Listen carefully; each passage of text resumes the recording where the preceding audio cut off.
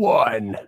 The Muay Thai guys are live, back at it once again from lovely Thailand. Paul Benashik here from Phuket, Thailand, on the line with Mr. Sean Fagan, the Muay Thai guy from Koh Phangan. How you doing, my brother?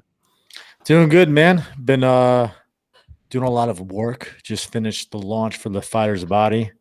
As you were saying, you were getting a lot of notifications from me going live. Indeed. I felt like I went live every other hour. It felt like, and now here we are live yet again on the podcast. And I'm excited because Liz and I are going to do a little Koh Samui trip this weekend and kind of like social media detox. Yeah, fucking A, man. I mean, it's just been just sucked into it, and so I need to take a step out. But yeah, things are good. How about you, man? Everything's well. Like you said, you'll believe it when you see it, but it looks like I do have a fight this Saturday.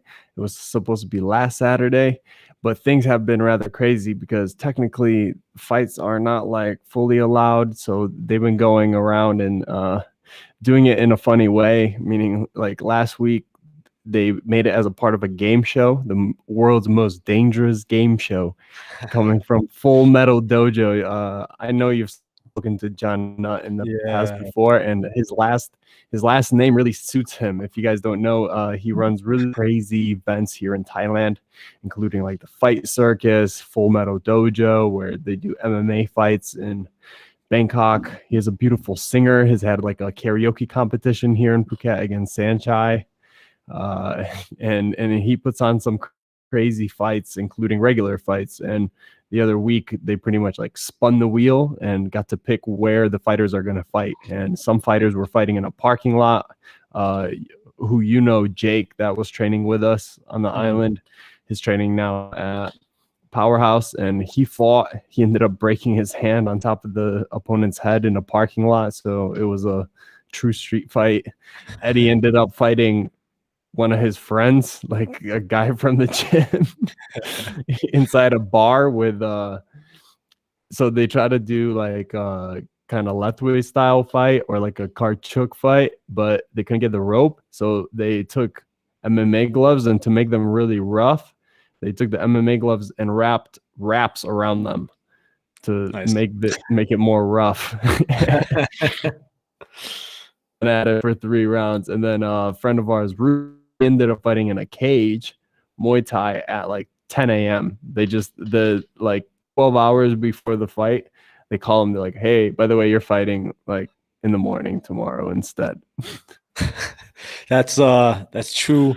Fight anytime, anywhere, doesn't matter. That's Thailand style, I guess, huh? Yeah, you got to stay ready. You know, a lot of guys I think it's good to just like maintain this because if you're training like really, really hard for no reason, obviously you can burn out, or you can get the call while you just got done with like a hard sparring session. But if you can like maintain this like fitness right in the middle where it's kind of like your lifestyle, then you're able to just kind of jump in and take these fights. And that's what a lot of the guys here are like. So it was kind of no problem. And then same here. They asked me to fight on Saturday and I said yes. And then that fell apart, and now they switched it up to this Saturday. And this is like the longest that it's been like accepted that it's going to happen. So we got one more day to go to find out, and I'm looking forward to it. Yeah, I mean, it's been a long time coming, it sounds like. I mean, it's like a forever training camp, it seems like you're in, but that's kind of the name of the game of being like a Nak Muay, is just like a never-ending training camp, always trying to be ready, always trying to sharpen the tools. And so I mean, now it's just a matter of hoping that the fight actually manifests, and it sounds like you said it is. So let's cross our fingers, hope for the best, but if not, then maybe next Saturday on the moon, who knows.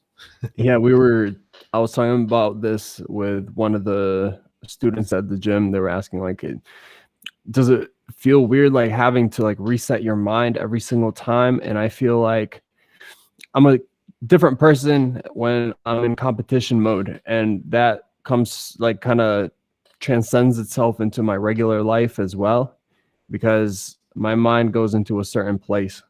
and then I keep that. But then there's like this release. It's like a release valve when you have the fight, and then everything calms down, right? Like you have that adrenaline, everything happens, and like the second that last bell goes off, everything just like, whoosh, and then you have this like release of those like competitive toxins that are in your body that fuel you. But at a certain point, what it feels like is that they start like eating you from the inside. I felt Mm. myself get like irritable at one point. It was like a 3-month mark where I started to get a lot of injuries, and then they popping up. Then I'd be like, maybe I'm fighting, maybe I'm not. And it felt like that type of like competitive nature started to like eat me within. And that's when I had to like kind of take a step back. At the time we went to Bangkok for it's like reset. I get my like brain back in order just so I'm not like being irritable towards other people. Yeah, having those reset periods of just kind of getting a different perspective by changing your environment and stepping kind of away from your day-to-day grind, I feel like is so important. And that's one thing I realized more and more recently because of like COVID and stuff.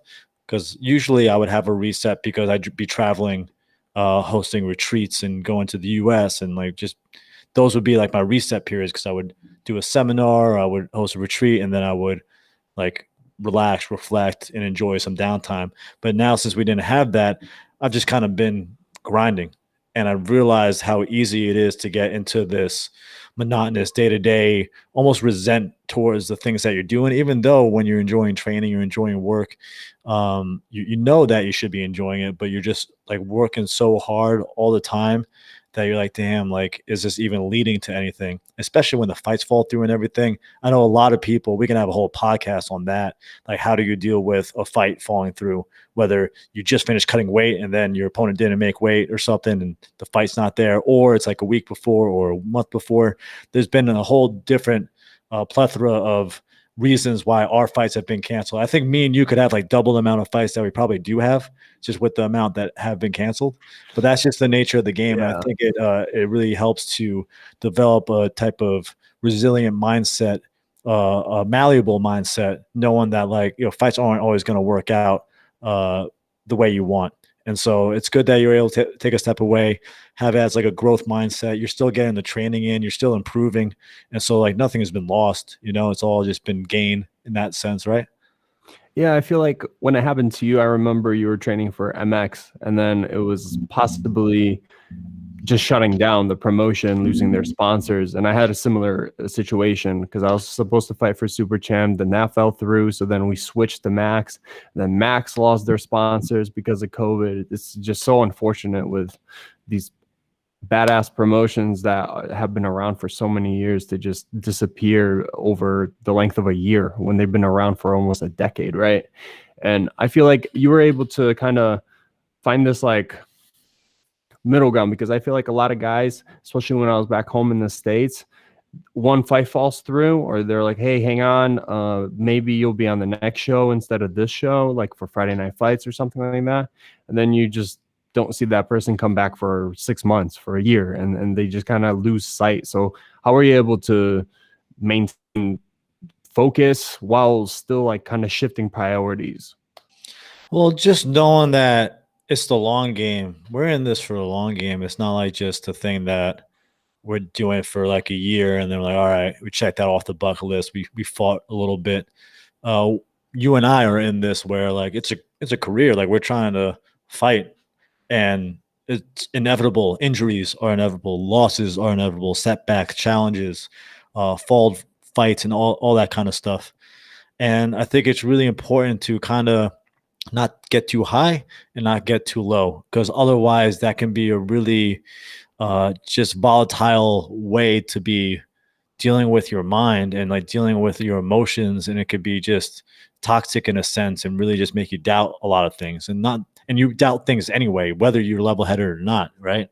And so when I win, it's like great, it feels good, but it's just a win, you know. And when I lose, it's just a loss. Like I'll learn from it, and like I'm gonna fight again. Like I'm always going to get back to the drawing board, and when it comes down to it, it's just a growth mindset. I think adapting a growth mindset and not a fixed mindset on like having to attach to I have to have this many fights. I have to have this many wins, this many titles, this many whatever it is. Not attaching to that and attaching more to the concept of just doing your best, going with the flow, and just knowing, like, as cliche as it is, it's all about the journey, right? There is no end destination. It's funny because this, I'm sure you've gone through this too. Like, once I have 5 fights, then I'll feel good. Once I win a title, then I'll feel good. Once I turn pro, then I'll be there. Then once I get a couple of fights there, then I'm good, or once I make this much money, then I'll be happy. That's just like a endless void that you're always trying to chase. And once you realize this, it's still easy to fall into this. Don't get me wrong. I still fall into this on occasion, but it's easier now to know that, like, just allow whatever's happen, because, like, trying to control things that are out of your control, a fight gets lost, you get injured in a freak sparring accident, whatever it is, it's out of your control. So you might as well learn how to roll with the punches of life if you're going to be rolling with the punches in the ring. And so I just try to adapt that mentality of, like, I'm in it for a while. I'm just in it for the growth that it helps me evolve into a better version of myself. And yeah, it's just, I have the easygoing island vibes, man. You know what I mean? So now the hardest balance becomes keeping that type of mindset, but also being able to flip the switch once the competition comes to be extremely competitive. And we had a great example of that recently in the Conor McGregor fight versus Poirier. And they're both kind of a good example of this, because Dustin almost seems like if the title comes, he wants to take the title. But if not, like, he seems happy with his career as well. And even though he keeps that type of mindset, like, a lot of guys would say, like, no, you either have to look at being number one and just destroying everyone in your path, or else you won't reach that level. But it seems like he's not in that place at all mentally. And then he just starched McGregor, one of the best strikers in the UFC, despite not really being there, and just enjoying the actual process of just beating someone up is how he phrased it, Yeah. I really enjoyed the so I watched all the embeddeds and everything. I watched the post-fight, pre-fight, and everything. It was really interesting. It's just like uh getting some insight of the minds of two top-level fighters who've been in the game, and also knowing how much they've grown since their first meeting towards one another. It was really insightful to see, like, if you stay at this, regardless of, like, what type of road you're on, if you just stay in the fight game, like, you're going to learn so much. And both of those guys have, like, grown tremendously, not just as fighters, but as people. I've got more respect with McGregor now after this loss than I've had for him with, like, some of his championship wins, because, like, he's just taking it on the chin. Like, he's just eating it. It's like, yeah, this is, like, what happened. Like, just being objective, being brutally honest with it, not getting too high, not getting too low. It's like, I'll be back. Like, I haven't been in the octagon for X amount of like years or whatever it is. And same with Poirier. When it comes to Poirier, it's just like, this is just my job. I'm really good at it. I'm going to do the best I can. And I think that's what I tell a lot of people when they're, like, having their first fight. Like, any tips for your first fight? Just do the best you can, and you can live with that. I don't care if you win, you lose. Like, it's when I feel like there's something if I leave it all out there, and I know that I trained my hardest, I know that I fought my hardest, a win is great, a loss is great. It doesn't matter. Like, it's still just, like, such a learning experience. And I think if you look at more of the veterans of the sport, like Poirier, like it's funny, they're like 31, 32, but, like, they've been in the game for fucking forever, it seems like. But you can see how they're just doing it because they love it. They're doing it because it's fun. They're doing it because they get to grow. And I mean, yeah, it's just been really insightful. I've really I'm a McGregor fan now more after this fight than I've been for a little while, just because of the way he handled it. Same with, like, Dominic Cruz. Like, Dominic Cruz bothered me for a while, but then he's had some really great post-fight discussions about losing that just, like, hit the spot, man. Is like, it speaks to the fighter's heart, the fighter's soul, and that's why I like guys like that. Like, and that's the people that I respect more than the people who just win and don't have any like rhyme or reason behind why they're doing what they're doing, or I don't know. I could go off on a tangent with that, but do you feel similar with like how McGregor, like I think it's interesting with McGregor, right? I feel like he lost some of his edge because he wasn't as cocky and arrogant as he usually is, right? But at the same time, this could be a really good tool for him to become even a bigger star, knowing that he can actually like relate to people now on a different level because he's being more real, more humble, and not this like caricature of himself, you know?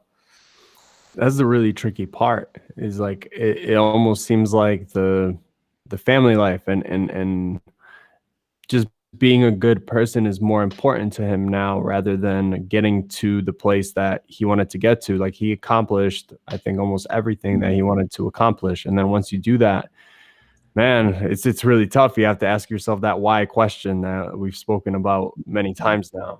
And you have to kind of reframe everything that's happening. And it's like, but maybe if you change that, the thing that got you to the dance of like being able to get in someone's head so deep that they can't come out really stiff like Aldo did and then just starch him with the left hand. It's like that mental battle that he played with people that he hasn't played in the last two fights. Yeah, you can think that it might have taken that edge off of him. I just really wish, just aside from all of the like technical matters and what happened in the fight, I wish that people that wanted him to become humble and to become who he is now would at least accept the fact that like he did what you wanted him to do. So give him praise for it. Kind of like what you said. You're like, oh, I changed my mind about him. I earned more respect for him.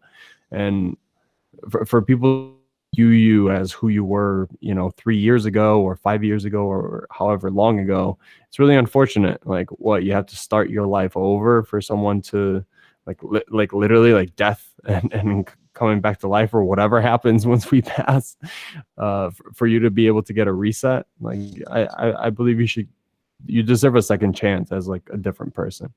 And I think Poirier said a lot of really insightful things too. Like he doesn't give a fuck about anyone besides his family and like close friends now. All he's like, these fans are fair weather fans, you know, like they all booed me when I went in and they all cheered me when I went out. Like it doesn't mean anything to me. And that's ultimately the kind of mindset that I feel like can be really valuable, of just like you're doing it for yourself. You're doing it for you, your family, and like your vision. And it's really easy to get wrapped up in like the outside factors that you might not realize when you first start fighting. Actually, you probably do. Like once you have your first fight and your family and friends are there and like people are watching you, it's different when people are watching you and the eyes are on you. And it's easy to get kind of wrapped up in other people's judgments and criticisms of yourself, and then have that impact your mindset and your performance and all that kind of stuff. And I think once you get to this, like, don't give a fuck, like, just do what makes you happy, do what you feel is like right. It's that whole Mark Manson book, like, The Subtle Art of Not Giving a Fuck. You don't have so many fucks to give. So why are you giving these fucks out to people who don't even know you and are judging you while they're sitting on the couch? Frank Mir also made a really good post after that fight about like how some warriors are staring across the Coliseum against their enemy. Some MMA fighters are staring against the cage against their opponent, and some people are on their couch staring across at a TV, like shut your fucking mouth kind of thing. I try to make that same exact, very similar post. I actually reposted that quote by Frank Mir, and I took some photos of a fighter at the gym the other day, and one of them ended up being blurry right after he threw the elbow, and just that like first person POV of that elbow coming straight at your face, and then things just going fucking like bzzz, and just going blurry where you can barely make out the figures. You have double, triple vision. It's so much different when it's coming at you in that point of view and how your brain responds to it, rather than being in that like third person point of view where you have like this grand scope of things that you're not like 1 foot away from each other with 8 different weapons coming at you with the threat of a takedown at the same time. That sometimes it's good to put yourself in someone else's shoes before you speak. I mean, it's easy to critique from the outside, you know? I mean, that's what fans do with football, even though they probably might have never played football a day in their life. Oh, why didn't you throw that pass to that guy? It was wide open. And meanwhile, like, dude, they're dealing with like all these like 500-pound fucking roided out dudes hurling their bodies full force at them. And meanwhile, they have to make split-second decisions on which guy's open while overlooking other tower like 7 foot guys trying to block them. It's just like it's crazy, right? And like when you actually are able to put yourself in a different perspective of a fighter, of an athlete, of not even a fighter or athlete, but entrepreneur, a business person, of any person in any walk of life, then you're able to kind of have a better understanding of like what they're actually going through. But most of the time, what I've learned is when you're critiquing, at least me personally, this is my opinion, obviously, but when someone's critiquing someone else or judging someone else, it often is just a mirror. It's just showing a mirror to yourself of what you're kind of judging about yourself. And I've been trying to be more aware of like, I mean, we all judge people in one form or another, and I judge people too. I try not to, obviously, but it's just like the human condition.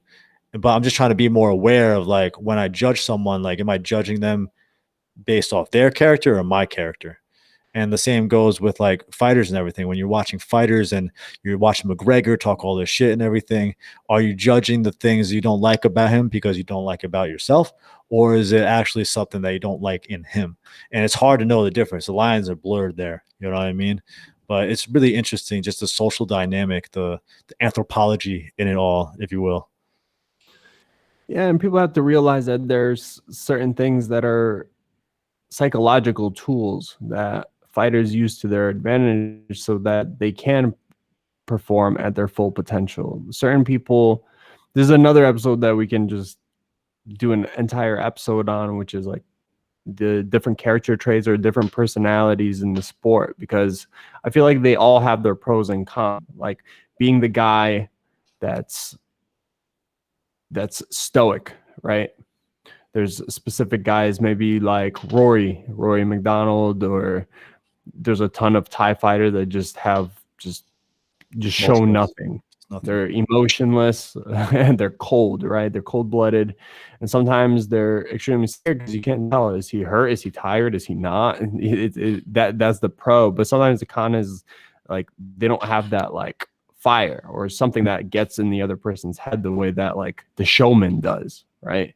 But when you fall as a showman, man, that fall is steep. A lot of those guys have a hard time coming back from it, and like the backlash that you receive. Everyone's waiting for you to fail. And then there's like this like master technician that's like the Sanchai or the Adesanya. That's like an entirely different type of showman. Yeah, it's interesting because like as a showman, it pays, right? Whether people love you or hate you. If you're just put on a show, like it pays because you usually attract more judgment, you attract more attention, you attract more pressure. And that pressure can make diamonds, you know, or it can just kind of crumble you and really make it a hard road to climb back from. McGregor seems like, at least from my perspective, as someone who like he is a fucking fighter. And like I keep hearing and like seeing things about like, oh, he gave up or what the fuck ever, you know. It's so easy to say that shit. But like when it comes down to it, he's the one like stepping in the ring and then he's owning up to his mistakes and the loss. He's accepting the loss. You know who I lost a lot of respect for was Ronda Rousey. Like it's easy to win in 30 seconds every fucking fight, but you lose a fight, you can't even like accept the loss. You can't even be a good sportsman. You can't even be a good loser. Like that ain't a fucking fighter to me. A fighter knows how to fucking lose, but like a winner, I guess you could say, or just like a sportsman is the only person that's just winning. And like Ronda Rousey, she's done a lot for the sport. Don't get me wrong and everything, but I have my critiques on her just because the way that she didn't carry herself well as a champion, as someone who is like representative of the sport. Like people are gonna see her take these losses and like just hide and cry about it.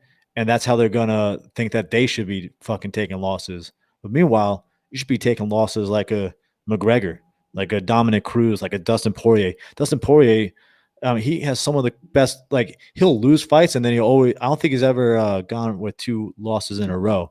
He loses a fight, and then he always comes back and wins because he learns from it. And like that's the beauty of the sport, man. And like I'm grateful for my losses. Do I wish I had an undefeated record? Like hell yeah. Like losing and getting like stopped and beat up isn't fun, but it's insightful. And so, I mean, I think when it comes down to it too, we're just kind of riffing here, eh? But I'm just talking about like just perspective and like realizing that when fighters fight, they're all doing it for different reasons, and so you don't know what their inner reasons are. I saw a little clip of like Dan Hooker saying like, "Man, I don't even want to like fucking do this anymore." But then I went back to my hotel room and then took off my gloves and I was like, "But I'm not good at anything else, so what else am I supposed to do?" And that's kind of a shitty like situation to be in, where you kind of Yeah. like forced to fight because you haven't developed other uh, assets or skills. And after taking a tough loss like that, it can really weigh on you and just make you doubt everything, you know? Yeah, that's been the part where I've hated the sport the most is when I was entirely broke and I took a loss. Because I can handle one. I can handle a loss. I go, okay, at least I can go back home. I have a lady that loves me. I have a family that loves me, and tomorrow we can go and get breakfast together or whatever. But it's different when you go home. You have a cast on you, and like you're looking at the pennies in your wallet, and you're like, "Fuck, am I supposed to pay rent?" Like I got half my money because it's just show money rather than win money, right? Like bet on my, and those are the dark places that you just need to crawl out of. but But I think you need to experience those. Like those are valuable experiences, right? but those I think were the times where I just sat there and there's like pain, agony, depression, and man, like for months maybe I didn't see the light at the end of the tunnel, but kept going. And they forced me to do things I definitely wouldn't do if I was feeling comfortable. I mean, comfort is the killer of like success in a way. Like the whole idea of like martial arts and Muay Thai is being able to embrace the discomfort, embrace the pain, and know that it will pay off. It's making you stronger. And I think it's just important to know when you get in those dark times, you are dealing with an injury, you're dealing with a loss, you're dealing with a death in the family, you're dealing with anything that's negative, quote unquote, right? I think it's important to try to make sure you're able to step out of it and give yourself some perspective. Like we were saying before, like change your environment, go out in nature, go out from social media land, just be in your own mind and try to like actually just like contemplate things. I think those are the best ways to deal with certain anxieties, certain fears, certain things that make you feel overwhelmed. Is like get outside, go for a walk, think it through, and try to shift your perspective a little bit because it's so easy to like when you lose a fight. I remember it's so crazy the things you think. You think the whole world revolves around you. Like I lost a fight. Everyone's looking. Everyone's laughing at me right now. I'm walking to the grocery store. That grandma, she fucking knows. She knows I looked like a fool last night. She's judging me, you know? And it's so funny how you can get in your own head. Meanwhile, no one fucking cares. No one cares. Everyone's doing their own thing.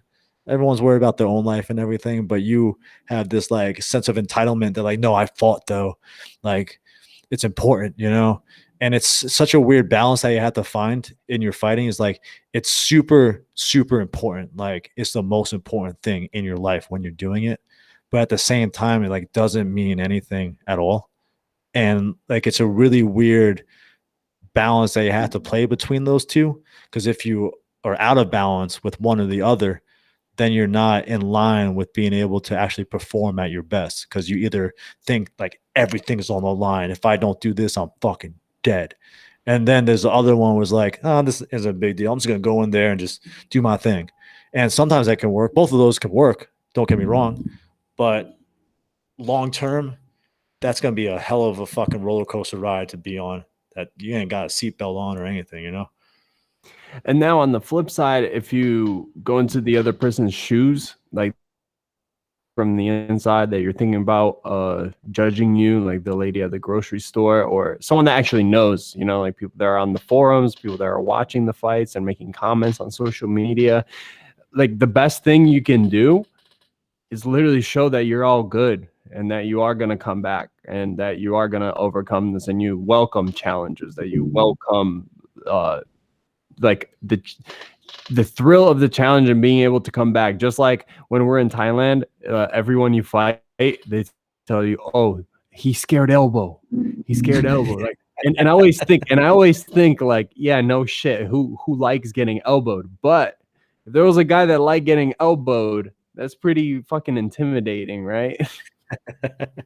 Yeah, that's always so funny. It's like, oh, he don't like clinch, he don't like knee, he don't like kick, like, yeah, it is pretty funny how it goes like that. But it is a interesting just being able to pull yourself out and look at the bigger picture of it all.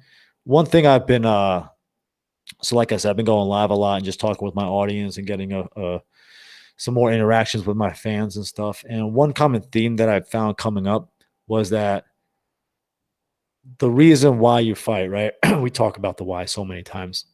I'm sure people are almost sick and tired of it, but I can't stress enough the importance of like knowing why you do anything, not just fight or train or work or anything. Like having a deeper intrinsic meaning is going to help you just stay even keel, stay sane when shit is hitting the fan. But I'm curious to know this from you. When like how were you able to get out of your dark spots when you're putting on all this time, all this money, all this investment, and then you don't see it paying off? How do you stay true to the vision that you have for yourself when you're faced with all these points of resistance that's like, nah, man, like, nuh-uh. Every single time it's been kind of a similar theme, and it was a combination of me being too stubborn to stop, knowing how much I've already invested in it, and also always being there's a fear of like that happening again and failure happening again. But there's an even bigger fear for me of me being like coming like right over the edge of that hill to just see the beauty, like to find the treasure on the other side of that mountain, like just being like one more step away. It's like that picture of the guy digging for diamonds, and then like he just has one pick left. Like if he just does it one more time, but he turns back around and misses it, right? Like it could be behind that next curve, and like maybe this is the challenge that put me in that spot to get there. And I guess my fear of like stopping right before that happens is what drove me. And at the same time, I feel like it's hard to give this advice to other people because I know a lot of people are not as I have this thing, right? Like whether it's someone I've been dating or even friends, like when things get frustrating to them, like after like 2-3 like fuck ups, people are like, oh, I'm wasting time doing this. Same thing, like if I do my website and I can't move something, like people get frustrated and just leave it alone, or they get frustrated or like pay someone to do it. And for some reason, I have this stubborn mind that just go 6 hours trying to move this fucking thing until I figure it out on my own before I ask anyone advice. And I've done it before where like I texted you or something, or I texted a friend that knows something about like site design, whatever it may be, and they got back to me within 5 minutes and fixed the issue. But I don't know, it's like an embedded character trait that's like both good and bad, and I guess in those situations is good. Yeah, I mean, I have that to an extent as well. And I think that is important as a fighter to be stubborn in that sense, because otherwise it can be really easy to give up. It can just be too easy to give up. But one thing that resonated with me was you're saying like the thing that would bring the most pain is like not even necessarily not getting to that diamond, if you will, but not trying to get, not like giving it your all. And like the whole concept of I forgot what the book is, but the book talks about people's main things that they say on their deathbed.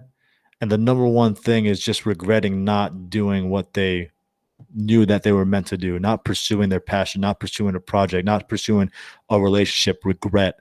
And that is what has gotten me up when I've been knocked down in the ring. That has what's gotten me back in the ring after I've lost fights. That's what's got me back to doing business after blowing projects and lost money and all this kind of stuff.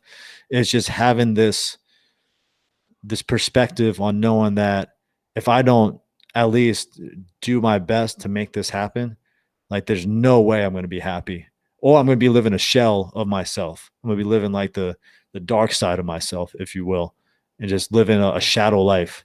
And fuck that. Like I couldn't imagine. It's like once you take the blue pill, like you can't not take the blue pill. Like you're fucking in this shit. And it's kind of like once you're woke, you're fucking woke, bro.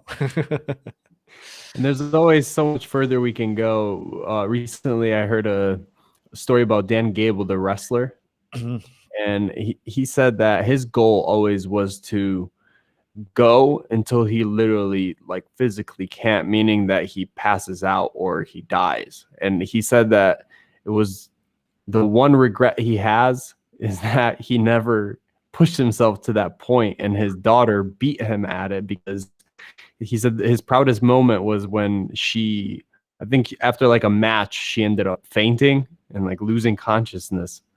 And he was like, she did something so hard that I have never been able to do. And I regret not being able to do that. Like that she beat pushing her body so far to that limit where she actually reached the limit where he has never been able to do that. That is unreal. What a proud father. What a fucking psycho of a father. Imagine having that dude as your dad. Man, Oy. if you don't pass out trying shit, like you're gonna get a whooping or something, you know. So we started this podcast to talk about getting back to Thailand. Honestly, I've had a ton of people asking me. I mean, I feel like I know as much as anyone else would know that Google's how do you get into Thailand currently, but it seems like there's good news on the horizon. The most recent Thai visa article was talking about Phuket in specific, because it is, you know, like a touristy hot spot, and they're trying to revive the economy here. And it's still alive, and it's in certain parts, like where we are at the southern tip. And they're talking about by October, they want to be able to pretty much vaccinate the entire region, and they're doing free vaccinations for the locals here. So it's a combination of allowing foreigners to come in. Currently, you can come to Thailand. The expensive 2-week quarantine process, which from what people say is actually 16 days, because it's a day coming in of like inoculation, then it's 14 days, then there's like a 1-day period of like where they test you again, and you're still wasting another day going through the process. So a lot of people are hesitant about that, especially if they only have a month, let's say, to come to Thailand. I think it's worth it if you're planning on staying here for a very long time, extended amount of time, but it is expensive if you're coming for a short. They're trying to get rid of this quarantine by October. So that way, not only are the people coming in less likely to get it with the vaccination. I'm not telling you should get a vaccine. I'm not saying you should or shouldn't. Obviously, everyone. How dare you? It's my body, my choice. Everyone has a personal choice, right? It's just what the rules are being set as, right? So they're just looking at it in the sense of like, okay, if the Falangs are vaccinated, they're less likely to bring it here.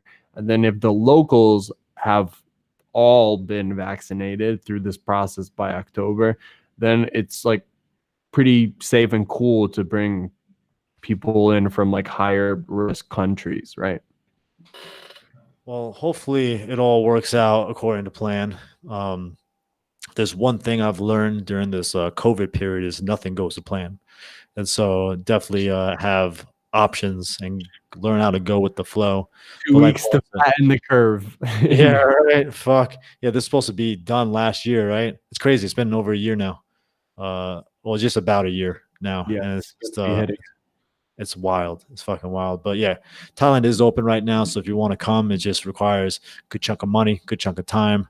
And you would probably want to stay here for at least a few months if you decide to do so. But it might be worth saving your money, working really hard on sharpening your craft and everything. And then when the quarantine and everything isn't so much of a thing, then you can come here. You'll have more money saved up. You have more time that you can spend in the country, and you can make more use out of your time. So we'll talk another podcast about just like how to prepare for when Thailand does open again, both physically, mentally, financially. We can kind of give you a breakdown of how to just make sure that you're ready to come to Thailand when borders open up again. And hopefully that will help spur the economy a little bit. We'll do our little part as Farangs here to help the Thai economy. But I'm excited about the idea of just the world opening up again. All right. So we're going to finish off here with a Q&A. So I know there was a couple questions. Let me move this real quick. There were a couple questions that some people asked before. So let's see. The most recent one, which is what is the status of stadiums and fights in Thailand?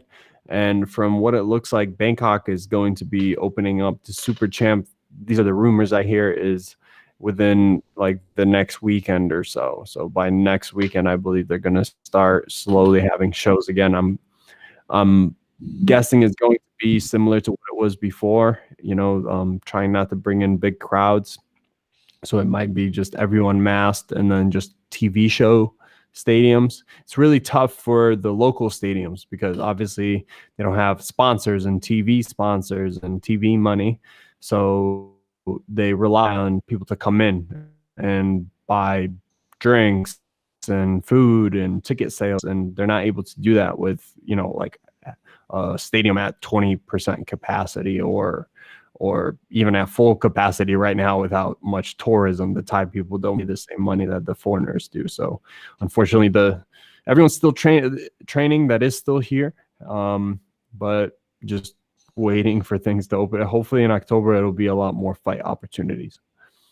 Let's just wait and see, bide our time. So we got a question from Rodin Ahmed. I think this will be really relative to you. Can you give me some tips for getting comfortable with southpaw stance as a right-handed person? Even though I got more control on my right side, I got more strength and power on the left side. Paul, you're a converted southpaw pretty much, right? You're a right-handed person, but you have more power in your left kicks and essentially your left side. What tips would you give Rodhin right here? So since you are right-handed, you're utilizing your lead side to pretty much set up those power shots. Yeah, like they're powerful and they come from a longer range, which is why they are powerful. That rear kick has more space to follow through. But because of that extra space, it's a little bit easier to see.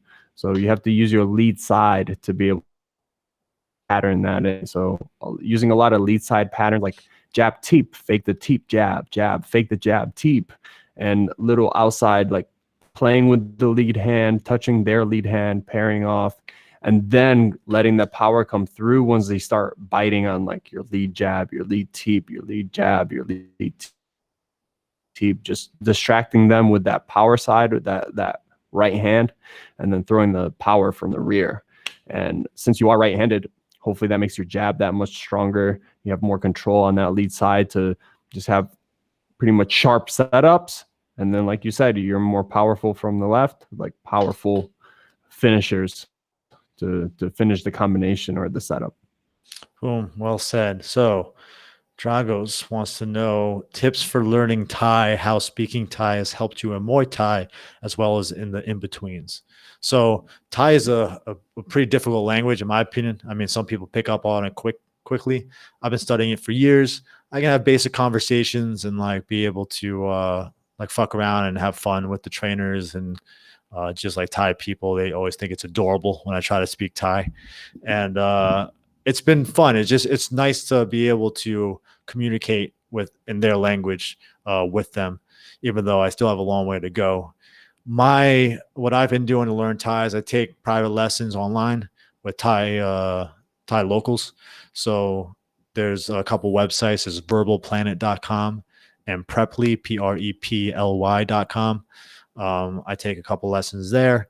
And then there's also like Thai Pod 101.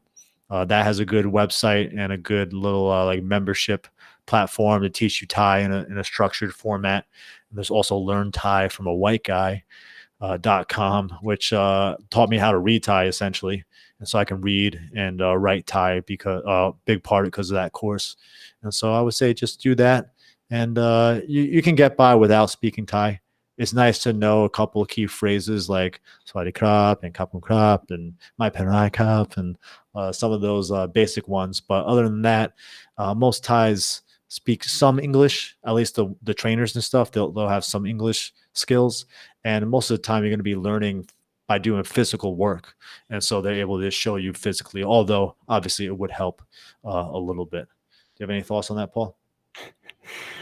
Yeah, even in the gym, even if they don't speak a lick of English, like my main trainer for the past, I mean, he speaks like not a single word of English, and we just speak like just making sounds and pointing to things, and we nod, and I'm like him, like my D, like you just use like the little words, like no good, or like it hurts, or it doesn't hurt, or like you point to someone and you go like, oh, you no good, or or you go, or you use an English word in Thai like block, you're like block. Yeah.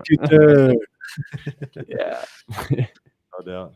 All right. So, is there any difference between traditional Thai and modern Thai, Paul, or modern Muay Thai, I should say? I guess it depends what you think modern. I was thinking about this the other day. Like I wanted to judge Muay Thai. I was thinking about this because I was listening to like a podcast about judging on Rogan, right? And I'm like, I know the scoring here, and I feel like people are confused about it a lot of the time in the States. I'm like, it's not real scoring. So maybe I can like figure out how to judge and do real scoring. But then I thought about it. I'm like, but no, that doesn't matter. It's the sanctioning body that sets what you're supposed to score it as, unfortunately. So I do believe that there has to be a difference between modern Muay Thai and traditional Muay Thai because they're scored differently. So that impacts the style of the fights and how the fights are run, right? Yeah, I mean, like if it's scored round by round, it's different than if it's scored in the context of the entire fight. And that's essentially how they score it here in Thailand. But if you fight on like a lion fight promotion or you fight on a 3-round fight promotion, the scoring is completely different too. So there is really just, I guess, traditional Muay Thai is like the stadiums. That's like traditional Muay Thai because like the scoring is always the same. And so usually the flow of the fights are pretty much the same. Modern Muay Thai is like super champ, like lion fights, like whatever other like Friday night fights, all that kind of stuff. Those are more modern Muay Thai, which isn't Thai scoring, but it's more based off like aggression and control, and punches count as much as kicks, and so on and so forth. So we'll do 2 more questions, and then we'll start wrapping it up. So side note on that one, there was a video. I can't remember if it was humans or fighting or someone specifically took, was it Sanctinoi? And they were talking about scoring, and like he was saying how Thai people have to adapt and not get angry when they go to the West about the scoring.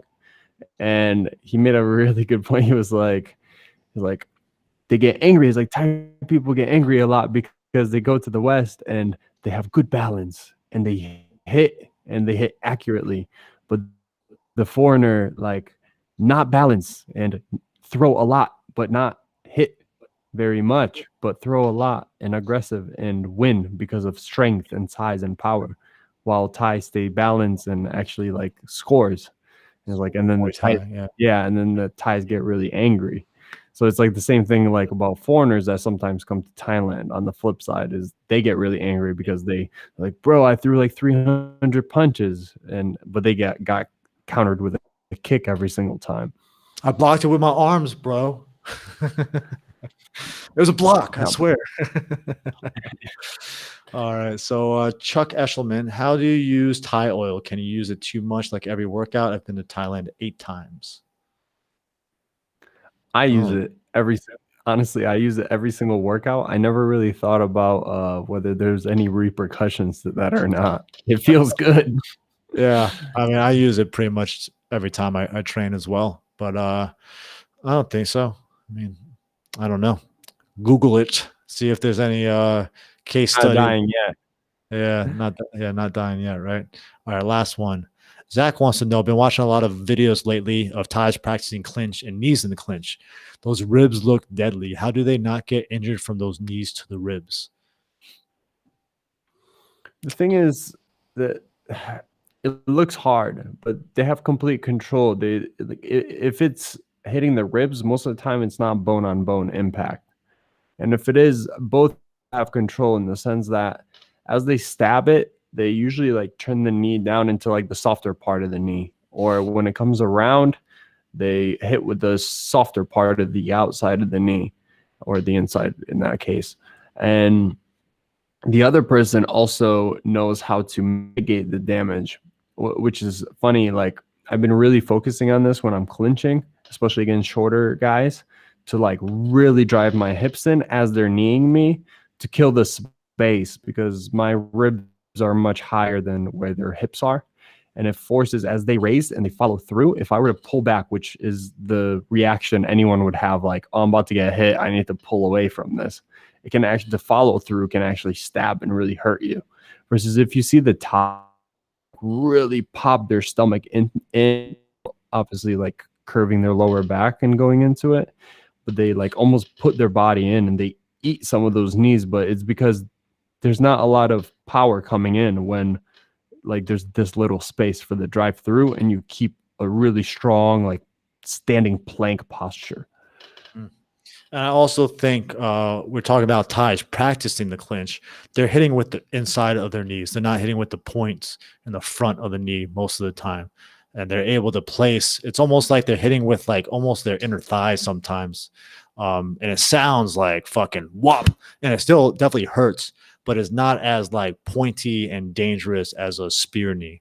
And so I think that's another reason why they probably don't get as much rib injuries. Because a spear knee to the ribs, man, that can hurt, and it's hard to prepare for that because your body will just shut down, you know. But all right, guys, we appreciate you jumping on. We just we were gonna do the podcast yesterday, timing didn't work out, so we jumped on today. We had a conversation of what we wanted to do, but we just kind of went with the flow. So hopefully you guys were able to enjoy some of the things that we covered and just get back into a good flow of training, get a good mindset going. And always let us know if there's ever any topics that you'd like us to cover. We do Q&As at the end where we'll always try to get to as many questions as we can within like an hour time usually. But we appreciate you guys. And before we go, Paul, do you have any notes or things that you should want to say before we bounce? Just tune in to the next episode. We have things coming out. I'm working on a lot of the back end, bringing a ton of workouts to all the programs that we already have that are like really skill focused, and then just trying to pattern in those skills by going round by round and just building upon it and like patterning in like good patterns that you can go through from being like a beginner.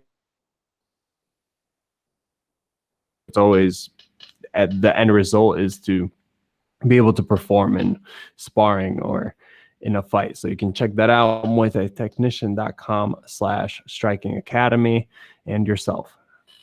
I'll probably be doing a Valentine's Day sale. I got my new gloves in stock. You can see them behind. Boom. And so let's keep an eye out on the Knock One Nation shop and knockoneNation.com/shop. Other than that, I'm taking a few days off. It's going to be a nice social media detox, and I'll be back at it next week with Paul. And let us know if you have any questions or topics you want us to cover. But appreciate your support. Appreciate you guys watching here live, listening on the podcast, and we'll catch you next time. Peace.